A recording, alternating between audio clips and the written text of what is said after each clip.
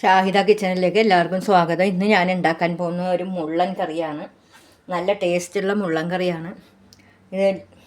അതിന് വേണ്ടി നല്ല വലിയ മുള്ളനാണ് ഞാൻ മേടിച്ച് വെച്ചിരിക്കുന്നത്. അത് രണ്ടാക്കി വേണമെങ്കിൽ എടുക്കാം. അതിന് വേണ്ടി തേങ്ങ, ചുവന്നുള്ളി, മഞ്ഞൾപ്പൊടി, ഉണക്കമുളക് പൊടി, ഒരു തക്കാളി, 2 പച്ചമുളക്, കറിവേപ്പില, ഇഞ്ചി, ഇത്രയുമാണ് ആവശ്യം. പുളി, ഒരു നെല്ലിക്ക വലിപ്പത്തിൽ വാളംപുളി ഇട്ട് വെച്ച് അതിൽ 2 ഉലുവ ഇട്ട് കൊടുക്കണം. ഇച്ചിരി കറിയാണ് ഞാൻ വെക്കാൻ പോകുന്നത്, അധികമൊന്നും വേണ്ട. അതിൽ 2 കറിവേപ്പില, പച്ചമുളക്,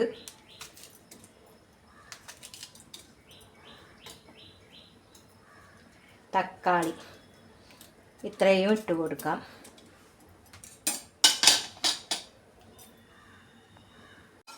ഇതിൽ കുറച്ച് വെള്ളം ഇട്ട് നല്ലപോലെ തിളപ്പിക്കുക.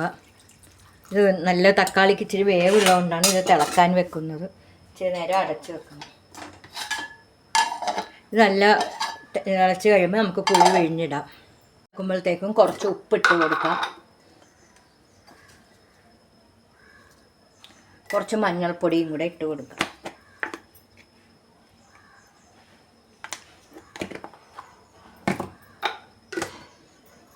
അടച്ചു വെക്കാം. ഈ മിക്സിയുടെ ജാറിൽ ഈ തേങ്ങയും ചുവന്നുള്ളിയും ഇഞ്ചിയും ഒന്ന് അരച്ചെടുക്കാം. കുറച്ച് മുളക് പൊടിയും ഇച്ചിരി വെള്ളം ഒഴിച്ചു കൊടുക്കാം.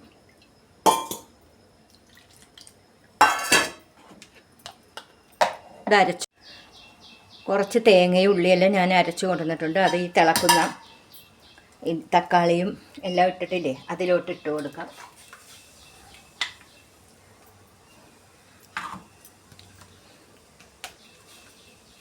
കുറച്ച് വെള്ളം മിക്സിയുടെ ജാറിലിട്ട് അതും ഒഴിച്ചു.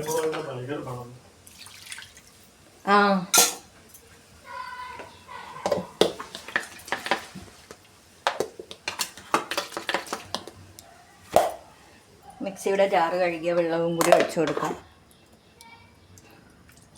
അതിനുശേഷം പിഴിയാൻ വെച്ചിരിക്കുന്ന പുളി,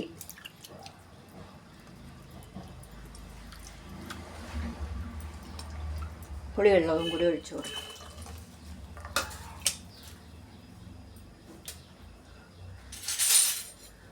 നല്ലവണ്ണം ഇളക്കി കൊടുക്കാം. കുറച്ചധികം നേരം അതിനെ തിളപ്പിച്ച് എടുക്കാം. കറി നല്ലവണ്ണം തിളച്ച് വരുന്നുണ്ട്. ഇനി മീൻ ഇട്ട് കൊടുക്കാം. മീൻ നല്ലവണ്ണം കറിയിൽ മുങ്ങണ രീതിയിൽ ഇട്ട് കൊടുക്കണം.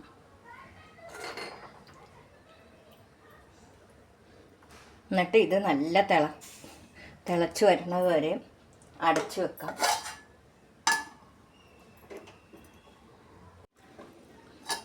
നല്ലവണ്ണം തിളച്ച് വരുമ്പോൾ കുറച്ച് കറിവേപ്പില ഇട്ട് കൊടുക്കാം. കറിവേപ്പില ഞാൻ ആദ്യവും ഇട്ടിട്ടുണ്ട്, എന്നാലും ഇച്ചിരി കൂടി ഇട്ട് കൊടുക്കാം.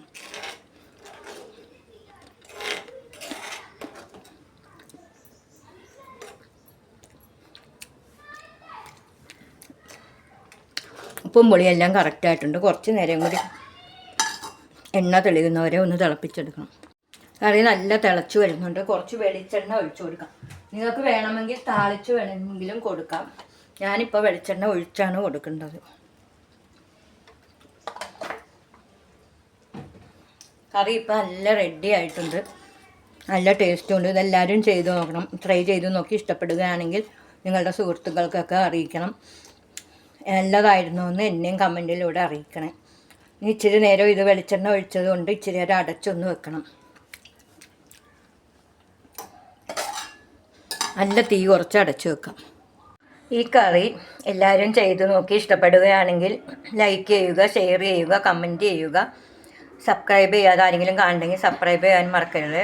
ആദ്യമായിട്ട് ഉണ്ടാക്കുന്നവർക്കും പ്രവാസികൾക്കും ബാച്ചിലേഴ്സിനൊക്കെ ഉണ്ടാക്കാൻ പറ്റിയ നല്ല രുചിയുള്ള കറിയാണ്. ഈ ചോറിൻ്റെ കൂടെ കഴിക്കാൻ വേറെ ഒരു കറി പോലും വേണ്ട. ഇത് മാത്രം കൂട്ടി കഴിച്ചാൽ മതി. നല്ല ടേസ്റ്റുള്ള കാരൽ കറി ആണിത്. ഇത് നിങ്ങൾക്ക് ഇഷ്ടപ്പെടുകയാണെങ്കിൽ ഫ്രണ്ട്സിനെല്ലാം ഷെയർ ചെയ്ത് കൊടുക്കണേ. ഇനി ഒരു നല്ല റെസിപ്പി ആയിട്ട് വരുന്നത് വരെ ബായ്.